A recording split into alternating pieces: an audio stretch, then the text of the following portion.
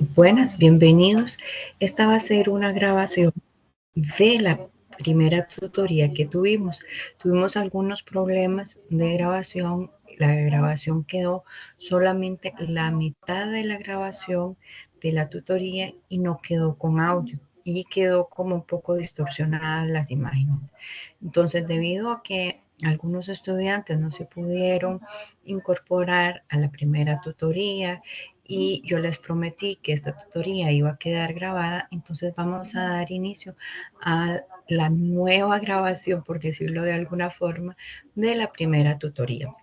En la primera tutoría habíamos estado hablando de cuestiones básicas de la asignatura. Por ejemplo, les había explicado a los asistentes que hay 9 grupos y estos 9 grupos, no solamente yo estoy a cargo de los 9 grupos, sino tenemos a otras compañeras para saber cuál es la profesora que ustedes tienen en su grupo, cuál es la persona que está a cargo de su grupo. En la parte superior de la pantalla, cuando ustedes abren el entorno, aparece el nombre de esta asignatura, el código 5313, desarrollo en la diversidad de 0 a 3 años, y aparece una G. Esa G indica cuál es el profesor y el grupo que ustedes tienen a cargo. Por ejemplo, en el grupo G1, que es el grupo mío, ahí ustedes van a encontrar toda la información. Gabriel Herrera en el grupo G1. Y también tenemos los otros compañeros que están en los otros grupos. Por ejemplo, el G2 le corresponde a la compañera Catalina. Permítame porque acá tengo los nombres de los compañeros, pero se me volvieron a perder. Y así sucesivamente. Entonces, para que ustedes sepan que ahí va a estar los nombres. Ay, perdón, pero es que vieras que me movieron acá, donde yo tengo anotado. Acá ya los encontré. Ok, por ejemplo, Catalina les decía en el grupo 2, Cintia en el grupo 3, Stephanie en el grupo 4, perdón, 5 y 6.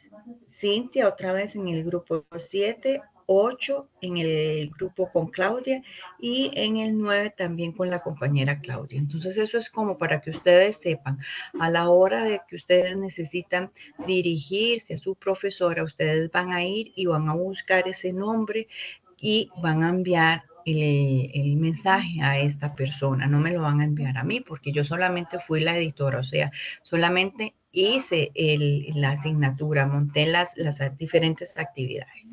Tenemos dos formas de comunicarnos. La primera es un correo electrónico que aparece en la plataforma, ahí donde está un sobrecito. Ustedes se van ahí a conectar y ahí ustedes van a enviar los mensajes solamente de tipo personal. Por ejemplo, profesora, no pude enviar la tarea porque estuve enferma, porque tuve algún problema con mi hijo que estuvo enfermo. Aquí está entonces el dictamen médico. Eso sí tienen que presentar un dictamen médico para volver otra vez a coordinar una nueva entrega. En caso de que ustedes no entiendan alguna actividad, de que ustedes digan, ay profesora, pero no entiendo, ustedes tienen un foro de dudas. Acá en el foro de dudas ustedes pueden perfectamente hacer sus preguntas en cualquier momento, ya sea que yo o la compañera se los pueda resolver o cualquier otro compañero de la asignatura les pueda responder.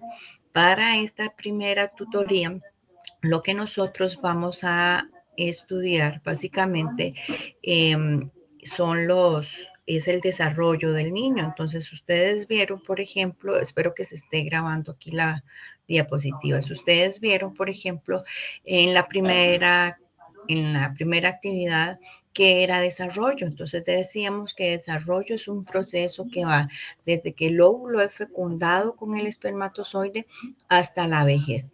Es un proceso donde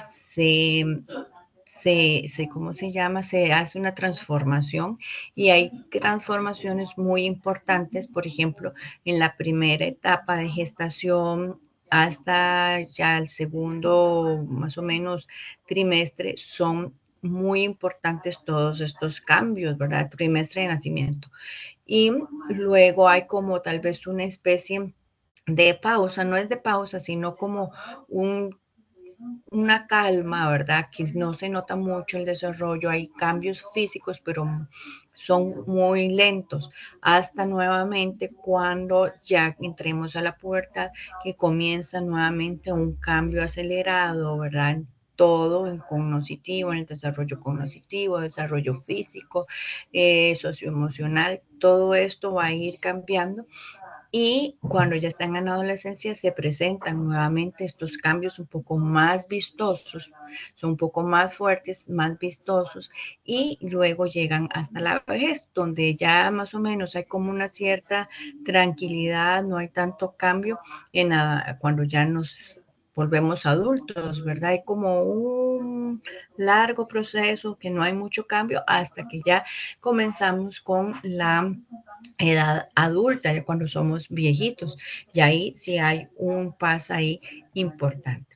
Luego hablábamos acá también en la primera tutoría acerca de de cómo es el ser humano. Decíamos que el ser humano es nativo digital, que son aquellos, por ejemplo, que nacieron ya con toda la tecnología. Por ejemplo, los un poquito más viejitos como yo, nosotros, por ejemplo, yo nací en el 76. Entonces nosotros, por ejemplo, mi generación tuvo tal vez su primer computador ya muy grandes. Yo tuve, por ejemplo, mi primer computador hasta los 20 años. Cuando ya ingresé a la universidad, ya entonces compramos una computadora y era toda aquella cosa, ¿verdad? Aquella novedad, cuando el fax se conectaba al teléfono y si alguien, el fax, no, perdón, el internet, alguien levantaba el teléfono, ya se caía la conexión y todo aquello. En cambio, ahora los nativos digitales son, por ejemplo, los niños que están naciendo en este momento, que ya prácticamente nacen con una tablet debajo de la axila, ¿verdad? Entonces son niños que perfectamente pueden usar diferentes herramientas. Los muchachos, por ejemplo, de 15 años, ustedes les preguntan y ellos rapidito resuelven y rapidito le explican a usted ciertas herramientas que tal vez nosotros no tenemos mucha facilidad de usar. También interfiere la cultura. Por ejemplo, les decía yo en esta primera tutoría, las muchachas y los muchachos que asistieron, no es lo mismo, por ejemplo, una niña afgana o una niña de Medio Oriente a una niña, por ejemplo, latina. Hay niñas de 10 años ya que comienzan a utilizar su turbante, ya les prohíben, por ejemplo, ingresar al mar. De hecho, estaba viendo un día de estos una serie, un documental, donde el papá y la mamá llevan a los hijos a la playa. Los niños varones pueden usar la playa, pueden bañarse. En cambio, la niña afgana y la mamá se tienen que quedar a la orilla del mar, de la playa, porque no pueden bañarse. Lo tienen prohibido, solo los hombres. Y así una serie de cosas que nos van marcando la cultura y afectan obviamente el desarrollo. Luego tenemos el grupo genético, que es aquello que nosotros heredamos, que no podemos cambiar, por ejemplo, la estatura, por ejemplo, tal vez el color de ojos y algunas enfermedades o trastornos que vienen ya desde la familia, ¿verdad? Son hereditarias, como por ejemplo la esquizofrenia, que se ha visto que es de generación en generación, se puede transmitir. Luego tenemos la familia nuclear, que siempre se ha pensado, ¿verdad?, que la familia nuclear es el papá y la mamá, pero todo esto ha cambiado mucho y ahora tenemos entonces que, por ejemplo, los abuelos es como la familia principal, ¿verdad? La familia más cercana que el niño tiene, porque tal vez los papás y las mamás se fueron, se separaron o no existen ya, ¿verdad? Ya desgraciadamente fallecieron, bueno, por muchos factores, la familia del niño son los abuelos, el abuelo y la abuela. Otros también tienen otro tipo de familia, como se ha visto, tal vez dos hombres o dos mujeres, o también ahora se ve mucho el papá solo con los hijos, la mamá antes era la que se quedaba con los niños, ahora es como que todo ha cambiado.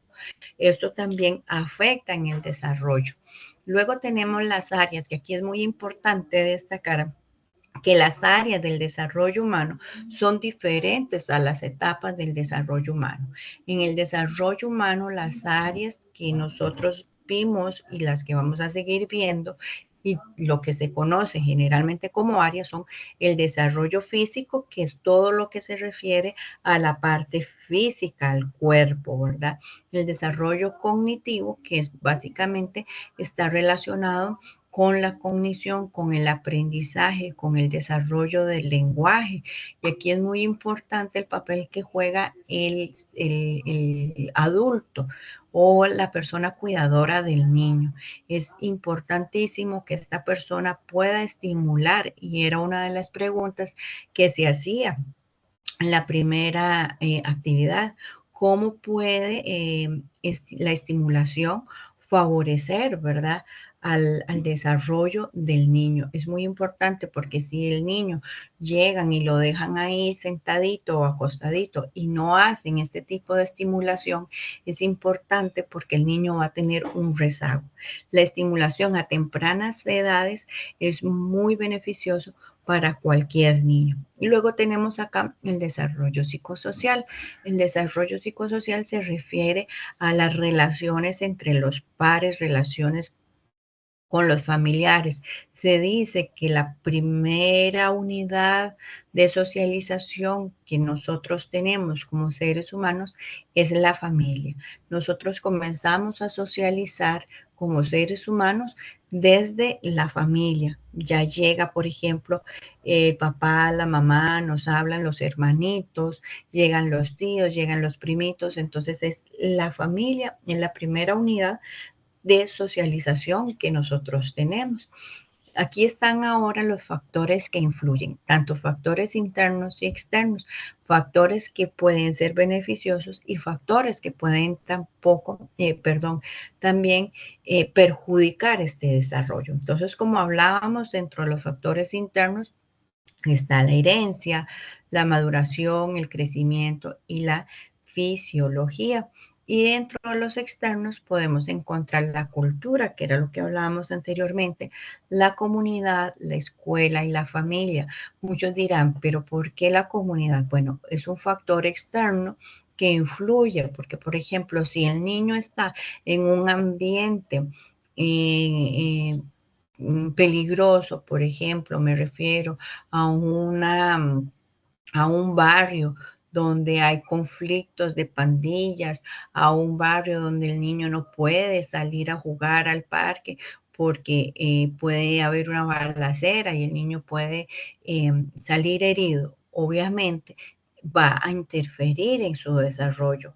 Y también la escuela. Muchos lugares, por ejemplo, en las escuelas, antes tenían sus zonas verdes o sus zonas de espacio para que los niños pudieran correr, ¿verdad? Pudieran desarrollarse y desenvolverse también socialmente, pero ahora la población ha crecido. Entonces las escuelas, ya el espacio que tenía en una placita o un patio, ya lo han ido remodelando y han ido construyendo diferentes aulas. Entonces es por esto que los niños ya no tienen aquel disfrute y pueden también obviamente interferir en el desarrollo. Y la familia es importantísima, porque en la familia, como les decíamos antes, es el primer vínculo social que los niños o los seres humanos tenemos. Entonces, todos estos factores pueden intervenir. La herencia que les decía es algo con lo que nosotros nacemos y no podemos cambiar. Yo no puedo cambiar, por ejemplo, mis colochos o no puedo cambiar mis ojos de color café, ya es algo que yo traigo. Por ejemplo, si mi papá hubiera sido tal vez alto, grandote, un macho de ojos claros y mi mamá de igual forma, es posible que mis ojos hubieran sido diferentes y toda mi genética. Es algo que no podemos cambiar, es algo que tenemos. Luego tenemos el crecimiento, influye, obviamente, es un factor interno, ¿verdad? Si la familia es una familia bajita, obviamente los niños es posible que también sean niños bajitos. Y la fisiología es toda la parte de la fisiología de nosotros, ¿verdad? De nuestro cuerpo, cómo estamos hechos, si somos, como les decía, muy grandes, muy pequeños, incluso si somos a veces un poquito gruesitos, ¿verdad? También eso va a interferir. Luego tenemos aquí las etapas que les decía yo que son muy diferentes a las áreas del desarrollo. En las etapas tenemos la prenatal y también es conocida como la concepción del nacimiento, va desde que el niño, desde que el óvulo es fecundado hasta que el niño nace. Entonces es acá donde, por ejemplo, comenzamos a tener muchos cambios significativos, más o menos como a partir de los 4 semanas de gestación, comienza el cerebro a desarrollarse y es un proceso continuo, el desarrollo del cerebro, hasta los 25 años. Luego tenemos aquí la lactancia y la primera infancia, que va de los 0 a los 3 años, y aquí es donde hay un apego importante de la mamá o de la persona que lo cuida. Muchas veces decimos que a veces los niños se encariñan más con la persona cuidadora que con los propios papás, perdón. Y esto es cierto porque muchas veces los niños a partir de los 3 meses los dejan en una guardería o los dejan con una persona que los cuida, una niñera, y ellos, los papás se van desde las 6 de la mañana y ya regresan a las 6, 7 de la noche, el niño está durmiendo. Entonces, la única persona con la que él está viviendo, está conviviendo, está relacionándose es con estas personas cuidadoras.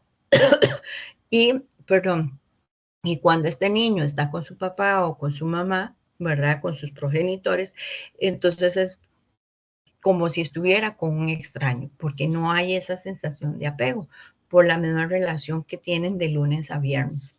Y luego tenemos la segunda infancia, que va de los 3 a los 6 años, y aquí el niño va creciendo, hay una transformación. Generalmente los niños ya no son como a partir de los 5 años más o menos, siempre son como un poquito barrigoncitos, ya después ya no tanto, se les va cambiando su aspecto, dan un estironazo importante y aquí es también muy importante porque ellos comienzan a dejar a su familia, ¿verdad? Que es lo normal, ¿verdad? Si no entran los niños a partir de la guardería de los 3 meses, lo que nosotros estábamos acostumbrados es que los niños a partir ya de los 5 años comienzan el proceso escolar.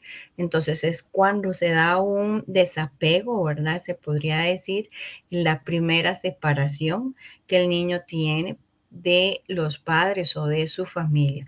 Para algunos acá es un poco traumático porque es el primer corte o la primera disociación que se hace, ¿verdad? Por decirlo de alguna forma, de su familia. Y es todo un cambio que se hace porque ya aquí los niños entonces comienzan a socializar, ya los niños acá comienzan a tener también otros intereses y se vuelven un poco más independientes.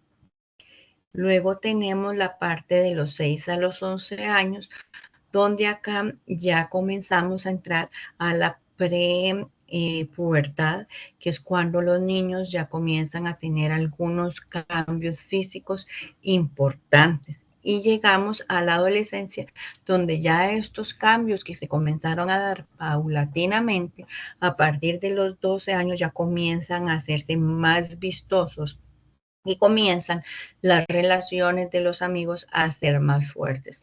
Ya papá y mamá ya comienzan a pasar como a un segundo plano y mis amigos es lo más importante en este momento. Acá en esta etapa aparecen también muy importantes las primeras relaciones de los niños. Me refiero a los primeros noviecillos o noviecitas que los chiquillos comienzan a hacer. Y es importante porque acá hay una serie de cambios, tanto físicos como cognitivos, ¿verdad? Porque acá se da la identidad, se da el proceso de identidad en los muchachos y en las muchachas, se cambia el cuerpo, los muchachos se engrosan la voz, las mujeres se ensanchan caderas y aparecen una serie de cambios importantísimos. Luego tenemos acá los principios del desarrollo y las implicaciones en el proceso educativo. Entonces hablamos de una diferenciación que dice que propone que el desarrollo va de lo simple a lo complejo. Esto quiere decir que el ser humano va a ir aprendiendo paulatinamente y va a ir de lo más facilito a lo más complejo. El ser humano, por ejemplo, cuando el bebé lo ponemos en la cuna, el niño va a ir poco a poco, se va a agarrar primero de la baranda, a los días va a descubrir que si está agarradito de la baranda se puede mover de lado a lado, que si se cae se puede volver otra vez a agarrar de las barandas y esto le va a ir conduciendo poco a poco a que luego va a dar un paso, otro y ya va a caminar. Lo mismo sucede con el aprendizaje, por ejemplo. Cuando estamos enseñando la lectoescritura a los niños, lo primero que vamos a enseñar son las vocales, A, E, I, O, U, después vocales asociadas a una letra para formar consonantes y así después sílabas y después el niño comienza el proceso de lectura y poco a poco igualmente el de la escritura. Luego tenemos la subordinación funcional que dice que el aprendizaje va ordenado y clasificado, que era lo que les decía, no podemos entrar primero a la escuela primer grado leyendo y redactando. Tenemos que aprender poco a poco, ¿verdad? Es un orden. Igual los niños, primero los niños incluso cuando están en el proceso de alimentación, primero le vamos a dar un alimento, solo uno a la vez. Por ejemplo, papa. Otro día le dan otro alimento, porque si vamos a mezclar papa y zanahoria, y el niño tiene una reacción alérgica, entonces no vamos a saber si fue la papa o fue la zanahoria la que le dio la reacción alérgica. Tenemos que ir poco a poco dándole, integrando estos alimentos. Entonces eso es lo que se refiere. Vamos a ir poco a poco en un aprendizaje de todo. Luego vamos a ver que el crecimiento es asincrónico, quiere decir que no es igual. El niño, por ejemplo, cuando lo vamos a ver, cuando el niño nace, lo vamos a conocer, tiene generalmente una cabeza grandota, un cuerpo pequeño, unas manos muy grandes.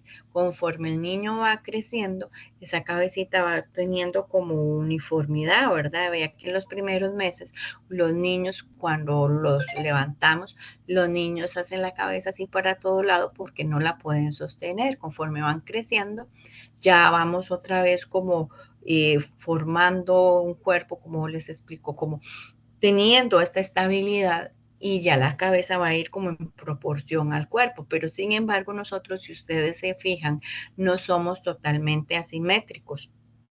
Perdón, simétricos, somos asimétricos, generalmente tenemos una pierna más gorda, una pierna más flaca que la otra, una mano más larga, un brazo más largo que el otro. Eso es lo que se refiere un crecimiento asimétrico. Y luego después acá tenemos las teorías. Es importante conocer que estas teorías son los principales en lo que nosotros vamos a estudiar en esta asignatura y posiblemente ustedes en el proceso de preparación como docentes, estos son los que generalmente van a estudiar. Entonces vamos a hablar de Pavlov, de Skinner, de Piaget, que son los más relevantes en el ámbito de la enseñanza. Entonces empezamos por Sigmund Freud. Sigmund Freud divide el desarrollo psicosexual en etapas. Entonces está primeramente la etapa oral, que es de 0 a 1 año y medio, que es donde los niños todos se los llevan a la boca. Luego tenemos la etapa anal, que va de 1 año y medio a 3 años, donde es el control de esfínteres. Y la fálica, que se relaciona principalmente con el conocimiento de su sexo, que va de 3 a 6 años.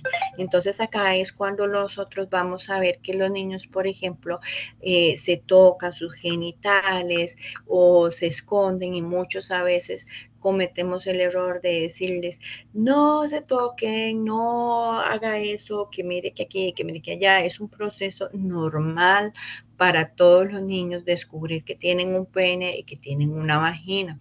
Una ocasión una mamá me decía, a mí me preocupa porque la hermanita de quien niño se está tocando mucho la vagina. ¿No será que está siendo abusada? Bueno, también hay que ver, ¿verdad? Pero es un proceso muy normal. Los niños se están tocando porque se están descubriendo. Ya a partir de los 3 años ellos van a ver, tengo un pene, ¿para qué sirve? Y es todo un proceso hasta que ya ellos se acostumbran a tener su vagina y su pene. Luego tenemos la latencia, que va de los 6 a los 11 años, que son las pulsaciones que están como dormidas. Es un proceso donde los chiquillos generalmente como que no están interesados como por el sexo opuesto. Más bien a veces los chiquillos de segundo grado o primer grado a veces se ven que se están besando una pareja. ¡Ay, guácala! ¡Uy, no! Esas son las pulsaciones dormidas. Luego tenemos la de los 12 años, que acá sí ya comienza todo un proceso de hormonal incluso, y aquí ya sí comienzan a interesarse un poquito más por el sexo opuesto. Luego tenemos acá dentro de las teorías muy importantes de Pavlov y Skinner. Ellos proponen el conductismo. Fueron muy criticados al principio de sus experimentos porque ellos hacían experimentos con ratas, entonces me imagino, y con perros o con cualquier tipo de animales, y por eso fueron muy criticados, no fueron muy aceptados en su momento. Pero ellos establecen que el ser humano, a través de un estímulo, va a tener una reacción y un aprendizaje. Entonces tienen aquel famoso experimento que me imagino que ya ustedes han estudiado, de el perro cuando les tocaban la campanita y salivaba.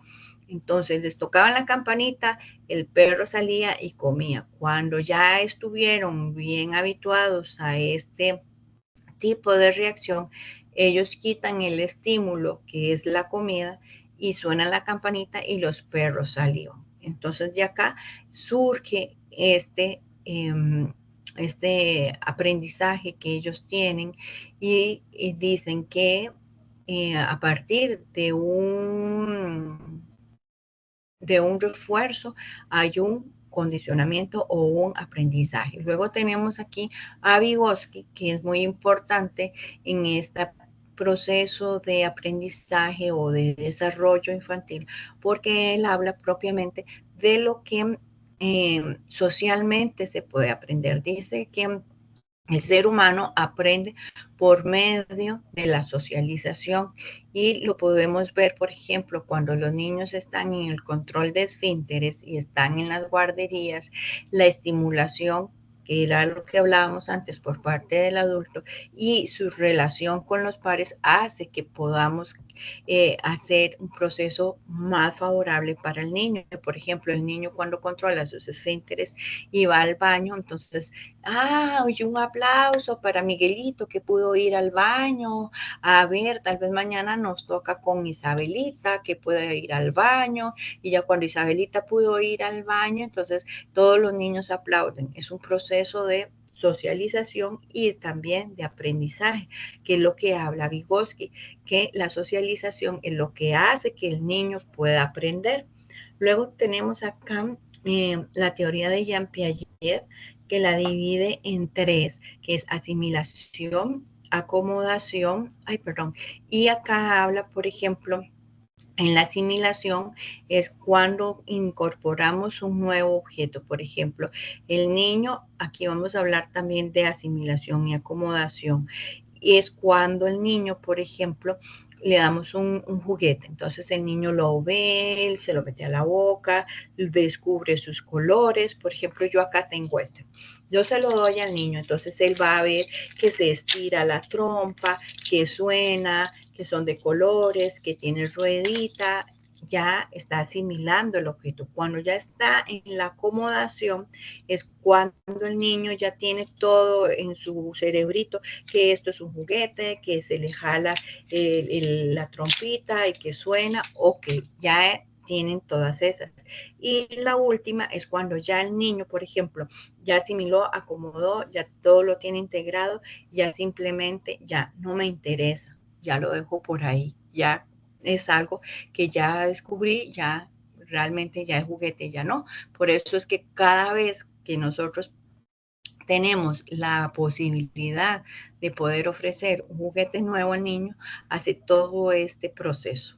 Luego tenemos las etapas del desarrollo de Piaget, que es el sensorio motor, que va de 0 a 1 mes, que es cuando el niño succiona el pecho de la mamá. Esto es ya algo innato, algo que traemos, no nos enseñan, simplemente es algo que lo traemos. Luego está el de las primeras adaptaciones, que es de 1 a 4 meses, que es cuando el niño succiona el chupón y va chupando sus deditos y es como que todo se lo mete a la boca. Y el otro es de 4 a 8 meses, que es cuando ellos se sorprenden, como por ejemplo con el juguetito que yo les acabo de enseñar. Luego tenemos a Adolto, ella es una pediatra, pero se interesó mucho en el aprendizaje, en el desarrollo de los niños. Y entonces ella dice que más vale la pena crear niños fuertes, crear niños con una autoestima saludable, una autoestima fuerte y no después adultos con problemas. Entonces ella habla de una serie también ¿cómo se llama? De derechos del niño, que los niños también tienen sus derechos, que hay que validar sus derechos y eso es lo que hace importante la teoría de François Dolto. Luego tenemos la etapa de Erikson, que él habla de un desarrollo que va hasta la adultez. Generalmente en los otros que hemos visto hablan mucho de la niñez, pero no hablan mucho del desarrollo ¿cómo se llama? En el desarrollo en la edad adulta, es decir, este va hasta la adultez. Y acá acabaríamos con lo que es propiamente la tutoría. Yo les dejé esta reflexión a los estudiantes y se las dejo a ustedes si usted no pudo ingresar a la tutoría para que pueda retomarla y pueda analizarlo. Solo la educación es capaz de salvar a nuestras sociedades de un posible colapso, ya sea violento o gradual.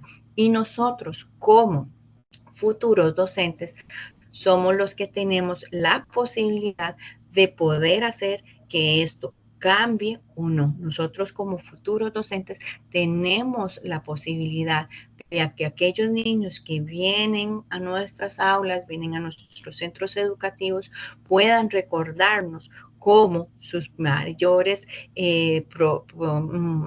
gestores o que nos detesten del todo. Entonces, esta es la primera tutoría, la grabación de la primera tutoría. Si ustedes tienen alguna duda, si ustedes quieren tal vez hacer algún comentario acerca de los contenidos, entonces lo pueden hacer a través del foro de dudas. Les quería comentar también para esta tutoría, algunas estudiantes tenían algunas dudas con respecto a lo de la próxima unidad. Tenemos ahorita dos trabajos, uno es el foro y otro es el análisis de un video. Para el foro ustedes tienen que hacerlo de forma individual, sin sus compañeros. Tienen que hacer 2 aportes, uno a un compañero diferente, dos, perdón, a compañeros diferentes y un aporte personal. Este aporte personal es donde ustedes van a escribir qué es lo que ustedes piensan acerca del tema y cumplir con todo lo que la rúbrica les está solicitando. Los aportes a los compañeros son, por ejemplo, comentarios acerca de lo que el compañero está exponiendo. Ustedes pueden escribir, Melissa, estoy de acuerdo porque lo que usted expone lo podemos confrontar con la cita tal y tal y tal y poner todo lo que ustedes están pensando o si están de acuerdo o en desacuerdo. Sí les recomiendo, si van a utilizar citas bibliográficas, utilícelas, pero utilícelas con un aporte que sea mayor. O sea, lo que quiero decir con esto es que sea algo que ustedes estén hablando, ustedes estén pensando, ustedes lo expresan, lo dicen y lo van a reforzar con una cita bibliográfica. No se vale solamente poner la cita bibliográfica, porque yo no voy a poder saber o los otros compañeros no vamos a poder saber si realmente usted está comprendiendo la materia, porque nada más poner la cita bibliográfica no me indica si están comprendiendo. Y el otro trabajo que deben realizar es el análisis del video, que es grupal. Para eso ustedes tienen en su entorno una pestañita que se llama, un archivo, perdón, que se llama trabajos colaborativos. Esto es así en todos los grupos, aunque no estén conmigo. El grupo 2, el 3, el 4, todos ya tienen sus grupos y es importante que ustedes se integren a un grupo si no están en esta lista, que le escriban a su profesora para que ustedes puedan integrarse a un grupo. De lo contrario, quedarían afuera y los trabajos grupales solamente son aceptados. Los trabajos individuales no se van a aceptar. Entonces, esto es todo por ahora. Si tienen alguna duda, les insisto, por favor, escriban al foro de dudas. Y si tienen algo de carácter personal, escriban a su profesora o me escriben a mí, si son de mi grupo, al foro de dudas. Entonces, por ahora sería todo. Que estén muy bien y los espero en la segunda tutoría, que será el 18 de marzo, si Dios nos lo permite, a las 10 de la mañana.